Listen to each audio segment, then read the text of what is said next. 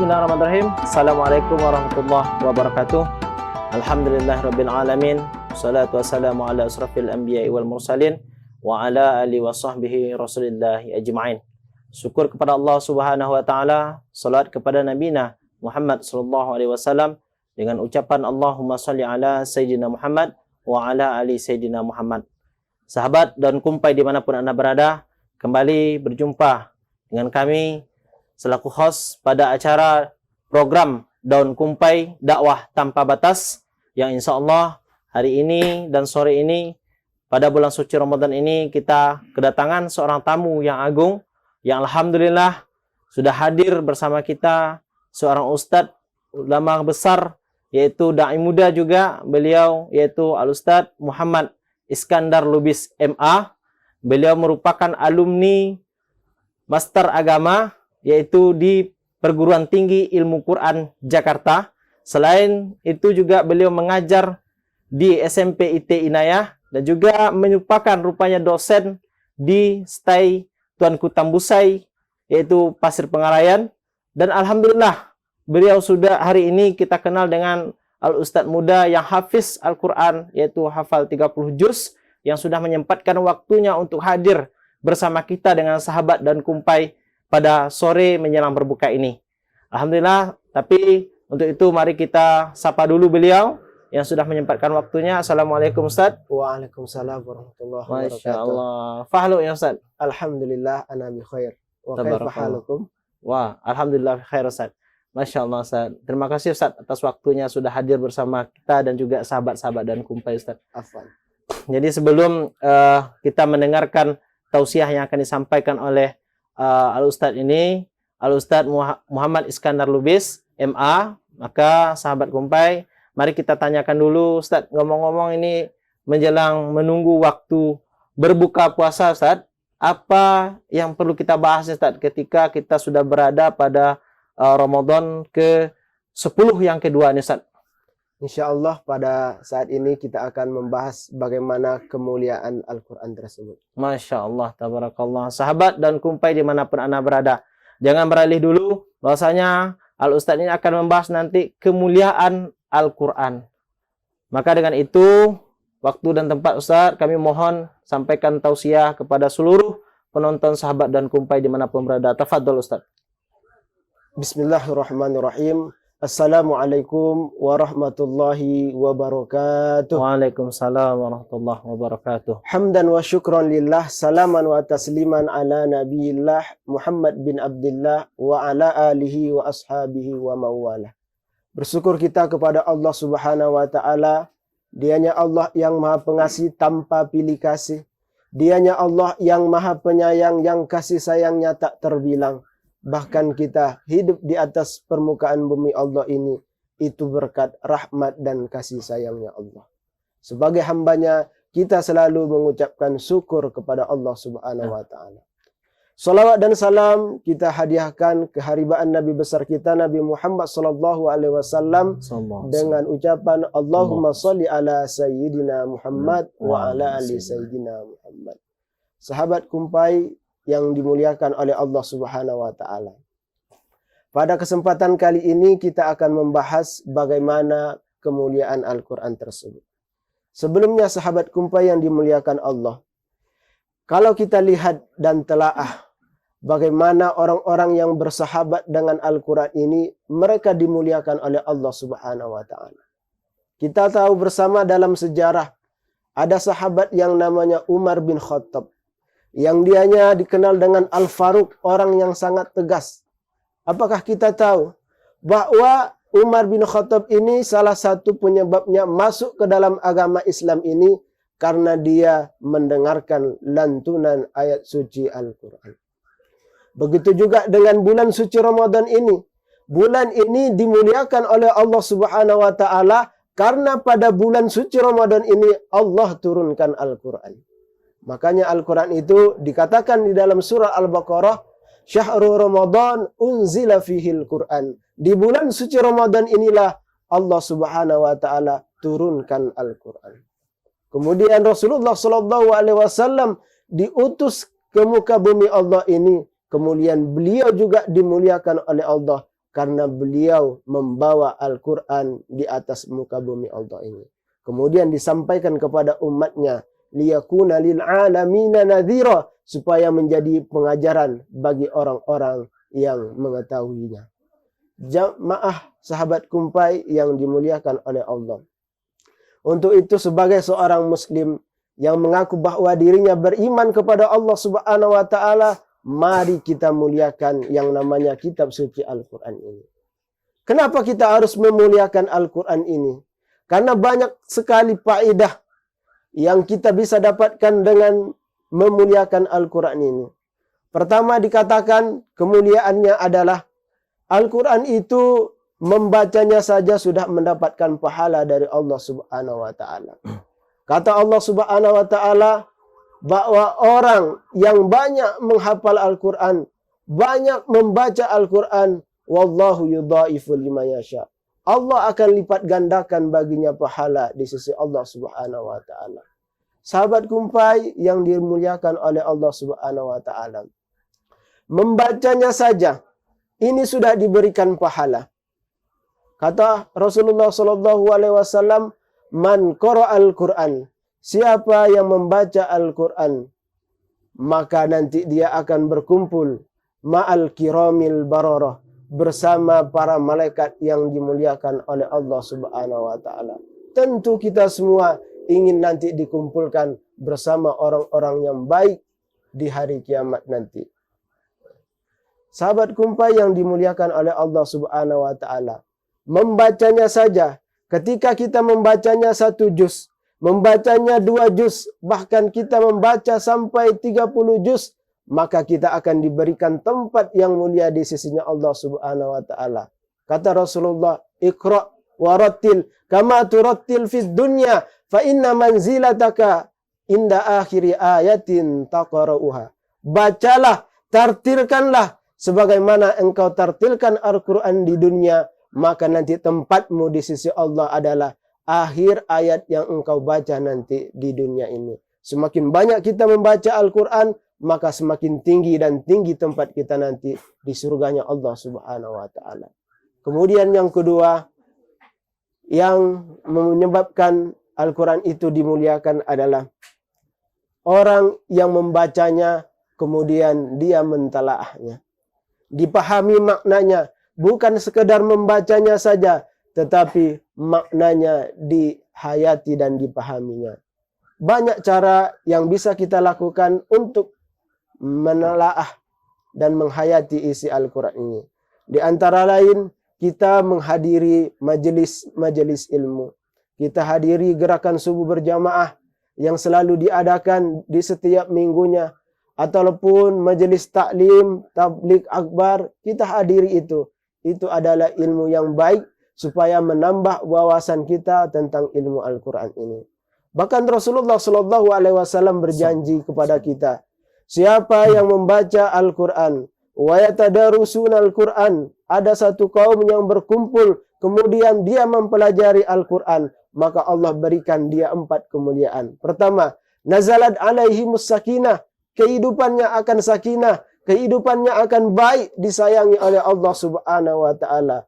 Wa ghashiyatuhumur rahmah, yang kedua, hidupnya akan penuh rahmat. Orang yang hidupnya dirahmati oleh Allah Subhanahu wa taala, tentu hidupnya akan berkah, hidupnya akan bahagia di dunia ini. Kalau ingin kehidupan kita dirahmati Allah, maka pahami dan telaahilah Al-Quran. Kemudian yang selanjutnya adalah wa khafathumul malaikah, para malaikat akan datang kepada orang-orang yang membaca dan mentelaah Al-Quran.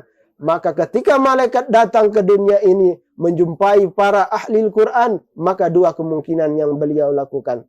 Pertama, dia akan mendoakan orang yang membaca Al-Quran tersebut. Kemudian yang kedua adalah mengaminkan doa yang dipanjatkan oleh sahibul Al-Quran tersebut. Sahabat kumpai yang dimuliakan oleh Allah Subhanahu wa taala. Kemudian kemuliaannya juga disebutkan ketika orang mentelaah dan memahami makna Al-Quran tersebut adalah wa dzakarullahu fi man indah. Allah Subhanahu wa taala akan sering memuji dan menyebut orang-orang yang membaca Al-Qur'an dan mentalaahnya ini. Sahabat kumpai yang dimuliakan oleh Allah Subhanahu wa taala. Kemudian yang terakhir, kemuliaan dari Al-Qur'an ini adalah tingkatan yang paling tinggi. Apakah tingkatan yang paling tinggi itu? Dialah menghafal Al-Qur'an. Karena tak semua orang bisa menghafalnya 30 juz. Tetapi kita dituntut untuk bisa menghafal Al-Qur'an. Siapapun kita, bagaimanapun keadaan kita, kita disuruh untuk menghafal Al-Qur'an. Karena janji Rasulullah SAW kepada para penghafal Al-Qur'an, man qara'al Qur'an, siapa yang membaca Al-Qur'an wa hafidhahu, kemudian dia ingin menghafalkan Al-Qur'an tersebut, udkhilullahul jannah, maka Allah pasti akan masukkan dia ke dalam surganya Allah Subhanahu wa taala. Wa syafa'u fi ashratin, kemudian Allah memberikan wewenang hak bagi sahibul penghafal Al-Qur'an ini fi ashratin, untuk 10 keluarga, fi ashratin, untuk diberikan syafaat, udkhilullahul jannah, supaya dimasukkan ke dalam surga. Maka berbahagialah orang yang menghafal, kemudian membaca Al-Qur'an, dan kemudian mentalaah dan memahami maknanya. Karena orang-orang ini akan dikumpulkan nanti di surganya Allah Subhanahu wa taala.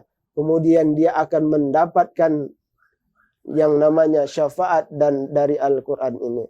Iqra'ul Qur'an, kata Rasulullah. Bacalah Al-Qur'an, hafallah Al-Qur'an. Fa innahu ya'ti yaumal qiyamati syafi'an li ashabi. Karena Al-Qur'an yang kita baca-baca, Al-Qur'an yang kita hafal-hafal, nanti akan menjadikan sahabat sekaligus pemberi syafaat nanti pada hari kiamat nanti. Masya Allah, tabarakallah Ustaz. Begitu luar biasanya dari kemuliaan Al-Quran. Sahabat dan kumpai dimanapun Anda berada, sama-sama kita sudah mendengarkan tadi bahwa disampaikan oleh Al-Mukarram bahwa yang pertama kemuliaan Al-Quran itu adalah membaca Al-Quran, kemudian memahami Al-Quran, kemudian menghafal Al-Quran. Tergantung kita nilai diri kita hari ini. Apakah kita termasuk salah satu golongan dari yang 3 ini atau tidak, kita kembalikan kepada diri kita dan juga sahabat dan kumpai dimanapun Anda berada. Ustaz, mohon izin Ustaz untuk pertanyaannya Ustaz. Setelah Ustaz menyampaikan tausiah tadi, ada beberapa pertanyaan nih Ustaz yang mesti saya tanyakan sama Ustaz dan juga mewakili sahabat dan kumpai dimanapun hari ini Ustaz yang sedang menyaksikan kita sembari menunggu waktu berbuka puasa nih Ustaz. Pertanyaan pertama Ustaz, tadi Ustaz menyampaikan ada 10 syafaat terhadap orang tua dan keluarga yang anaknya hafal dengan Al-Quran.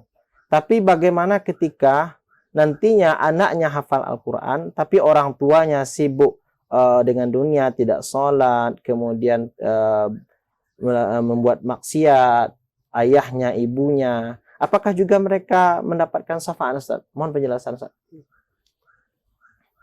Baiklah. Sahabat daun kumpai sekalian yang berbahagia, orang yang menghafalkan Al-Quran ini dimuliakan oleh Allah Subhanahu wa taala. Orang tua yang menyekolahkan anaknya ke tempat penghafal Al-Quran harus dibarengi juga bahwa orang tuanya itu adalah orang tua yang soleh dan soleha. Jangan sempat dia menyekolahkan anaknya ke tempat yang baik, tapi orang tuanya malah tak baik. Ini yang sangat disayangkan. Karena banyak fenomena sekarang di saat ini, dia ingin anaknya menjadi penghafal Al-Quran. Dia ingin anaknya jadi soleh dan soleha. Tapi orang tuanya tidak mencontohkan yang pertama kali. Ingat, yang diberikan nanti syafaat bagi anak yang menghafal Al-Quran tersebut tidak termasuk orang tua yang tak beriman. Kalau dia tak beriman kepada Allah Subhanahu wa taala, bahkan kalau dia musyrik melakukan perbuatan syirik, maka terputuslah syafaat tadi yang diberikan kepada anak tersebut. Jadi selama dia tidak keluar dari agama Islam, maka dia termasuk mendapatkan syafaat. Masya Allah, tabarakallah. Luar biasa atas jawaban yang Ustaz berikan. Semoga kita semua mendengarkan ini dan juga sahabat dan kumpai pada sore menjelang berbuka ini Ustaz. Tapi belum puas juga nih Ustaz. Ada satu lagi pertanyaan nih Ustaz. Ya, baik. Nah, terkait dengan materi yang Ustaz sampaikan tadi, tentunya sekarang pertanyaannya adalah karena Ustadz ini adalah hafiz Quran, Masya Allah, tabarakallah, hafiz Quran 30 juz. Pertanyaan Ustadz, coba berikan tips atau cara-cara supaya mudah untuk menghafal Al-Quran Ustadz. Karena mungkin kita-kita yang tidak hafal Quran ini mungkin hanya 3 kul aja Ustadz yang hafal. Mohon berikan cara-caranya Ustadz. Sahabat kumpai yang dimuliakan oleh Allah. Saat kita ingin menghafal Al-Quran, yang pertama ditanamkan adalah niat kita yang tulus, niat kita yang ikhlas kepada Allah. Sama saja, kalau kita mencintai seseorang, maka kita akan suka menyebut-nyebut orang tersebut. Begitu juga dengan Al-Quran. Ketika kita tanamkan rasa cinta kepada Al-Quran, maka kita akan mau membaca, bahkan sering menghafal Al-Quran. Tanamkan rasa cinta yang tulus kepada Al-Quran tersebut. Kemudian kita cari lingkungan ahlul Quran. Di mana tempat-tempat menghafal Al-Quran, kita ke situ untuk mendatangi orang tersebut. Di sekarang sudah banyak di Rokan Hulu ini. Ada Islamic Center. Di situ tempat para penghafal Al-Quran.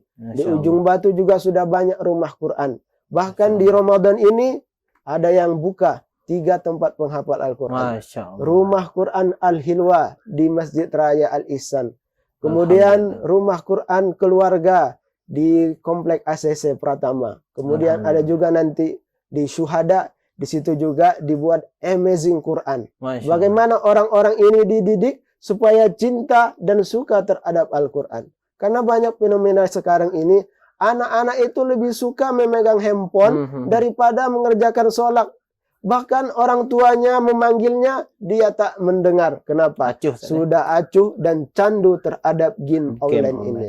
Sekarang sahabat kompai yang dimuliakan oleh Allah, bagaimana anak-anak kita ini kita bawa kembali ke lingkungan Al-Quran, kita menjadi ahlul Quran. Orang tuanya saling mendukung supaya rumahnya itu menjadi rumah Qurani. Kalau ini bisa kita ciptakan, nanti insya Allah kita akan dikumpulkan bersama orang-orang yang ahlul Quran ini. Masya Allah, tabarakallah Ustaz. Syukran Ustaz atas jawabannya yang Ustaz sampaikan begitu jelas dan tegas bahwa sesungguhnya begitulah kemuliaan Al-Quran, yaitu sebuah kitab suci kita umat Islam yang menjadikan pedoman dalam kehidupan kita. Subhanallah. Maka kesempatan bagi kita di bulan suci Ramadan ini untuk membaca Al-Quran, kemudian memahami Al-Quran, dan bahkan menghafal Al-Quran. Jadi bagi bapak-bapak, ibu-ibu, saudara sahabat semua yang ingin menyekolahkan anaknya dan menjadikan anaknya seorang hafiz yang bisa nantinya memberikan syafaat di akhirat kelak, maka sekolahkanlah dan didik anak kita kepada sekolah-sekolah yang menjurus kepada untuk menghafal Al-Quran. Tabarakallah Ustaz, terima kasih atas waktu yang sudah diberikan. Mohon undur diri bagi kita semua yang melaksanakan ibadah puasa pada hari ini, kaum muslimin dan kaum muslimat dimanapun berada. Selamat berbuka puasa dan selamat menunaikan ibadah puasa. Semoga puasa kita berkah pada hari ini dan Allah berikan pahala dan terima pahala puasa kita. Semoga Allah ampunkan segala dosa kita. Wallahu a'lam bishawab. Hadirin, sahabat dan kumpai dimanapun Anda berada, kami mohon undur diri. Tentunya jangan lupa terus saksikan program kami, yaitu Daun Kumpai Dakwah Tanpa Batas. Setiap harinya, khusus pada bulan suci Ramadan, jika kita ingin menjadi orang yang ikut berdakwah di dalamnya, maka jangan lupa like, subscribe, dan juga komen dan share seluruh video-video dakwah ini. Semoga bermanfaat dan menjadi bagian orang-orang yang mengembangkan dakwah Islam ini. Sahabat dan kumpai dimanapun Anda berada, akhirnya kami undur diri. Saya Yusuf Maulana bersama Ustadz Muhammad Iskandar Lubis MA. Wabillahi taufiq wal hidayah. Wassalamualaikum warahmatullahi wabarakatuh.